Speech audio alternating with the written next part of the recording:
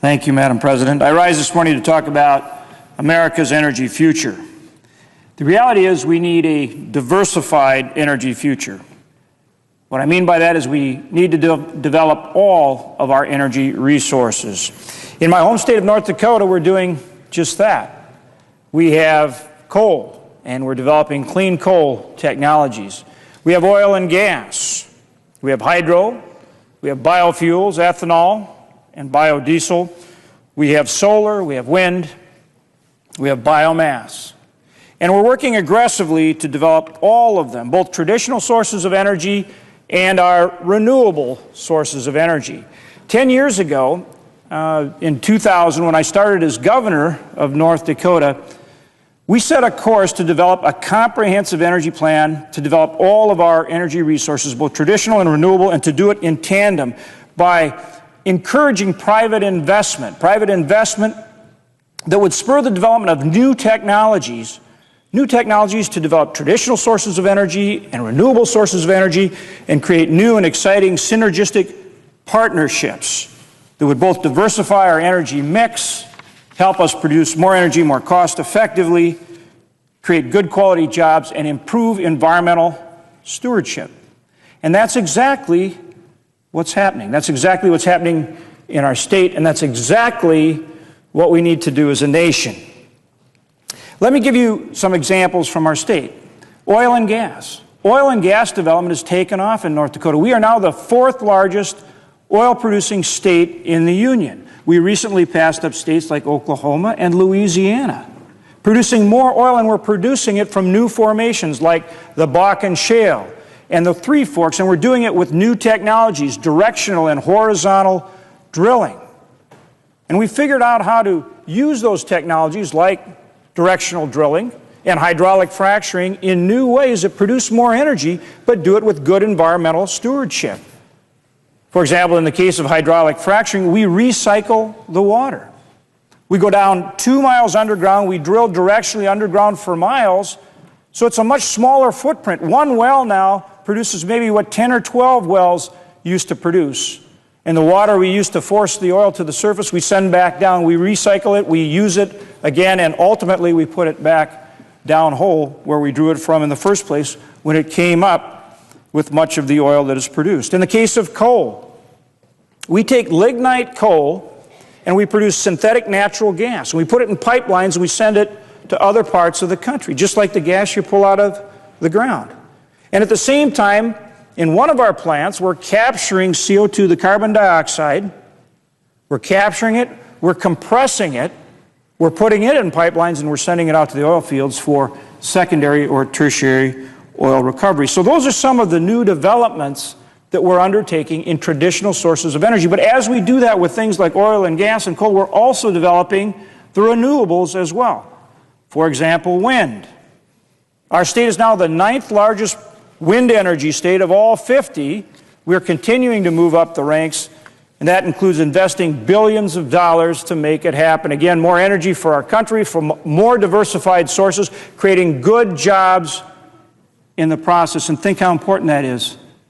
Think how important it is to create good jobs at a time when we have more than 9% unemployment, 15+ million people out of work, an economy that we need to get going and growing. And energy development represents an incredible opportunity to make that happen. But when we talk about energy development, we need all of the different sources of energy. And each has strengths and each has weaknesses. And that's why we need the mix.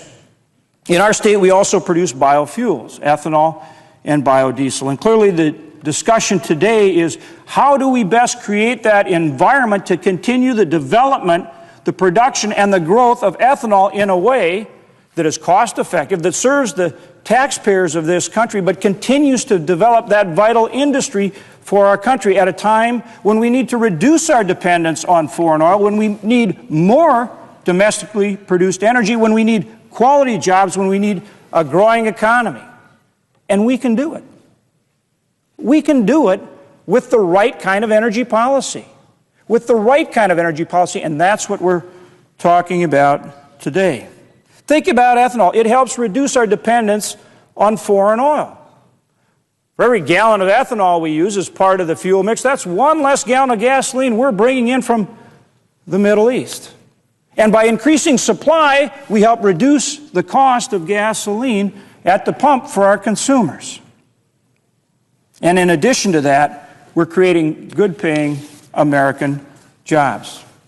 In 2010, the ethanol industry employed 400,000 workers in good jobs throughout the United States. 400,000 jobs.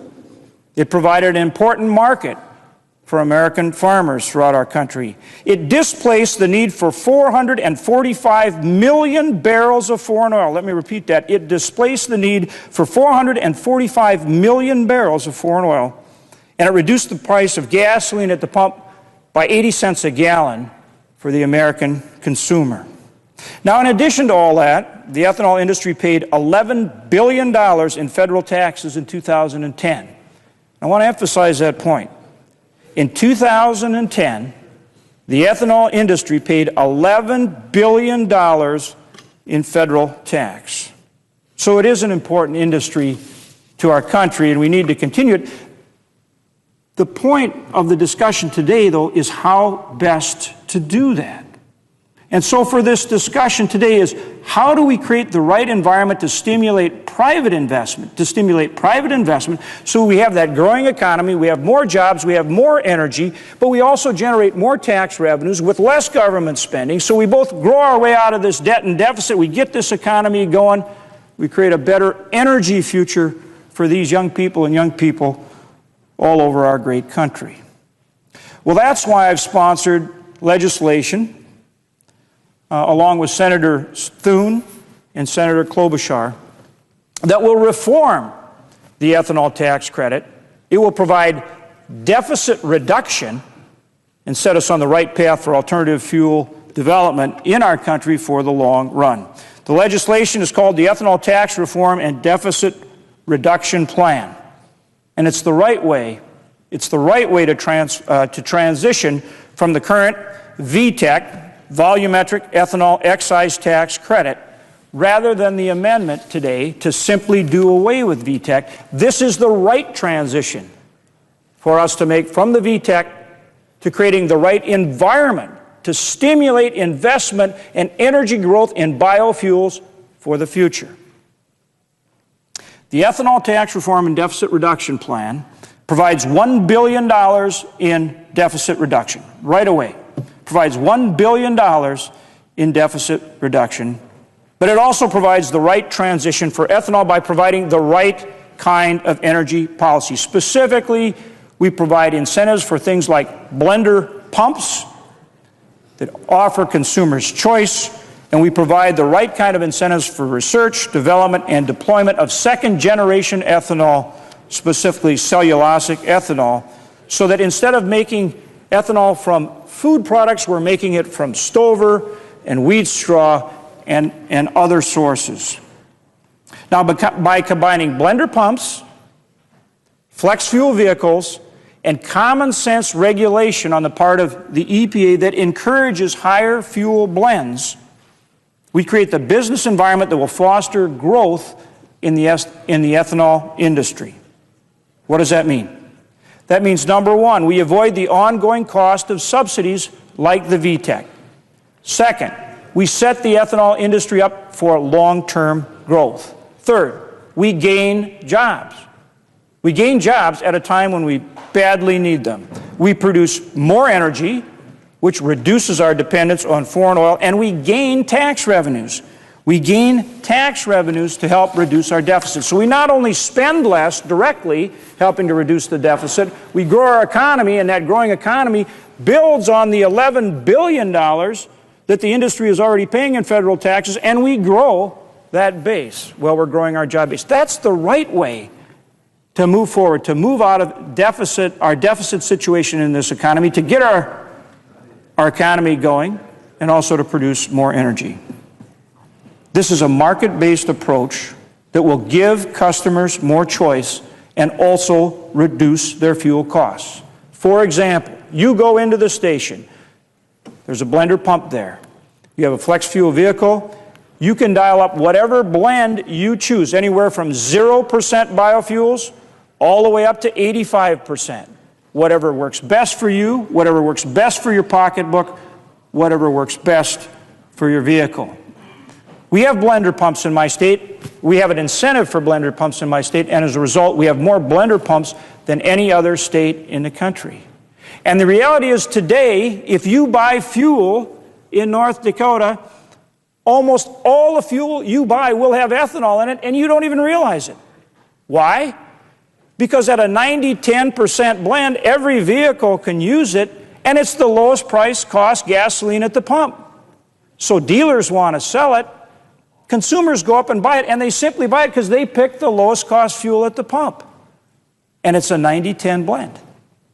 And that's where we're going with this, a market-based approach. And that's how it can work for the benefit of our economy and for the benefit of our energy future, for the benefit of reducing spending, and for the benefit of growing our tax revenues. That's the choice that we have today, and that's the right way to approach job creation and energy development in our country. We are reducing spending, we're improving and creating an environment for private sector investment that will help us build a pro-business climate for energy growth and for economic growth in our country. And I urge my fellow senators to make that pro-growth choice. Thank you, Mr. President, and at this point I yield the floor.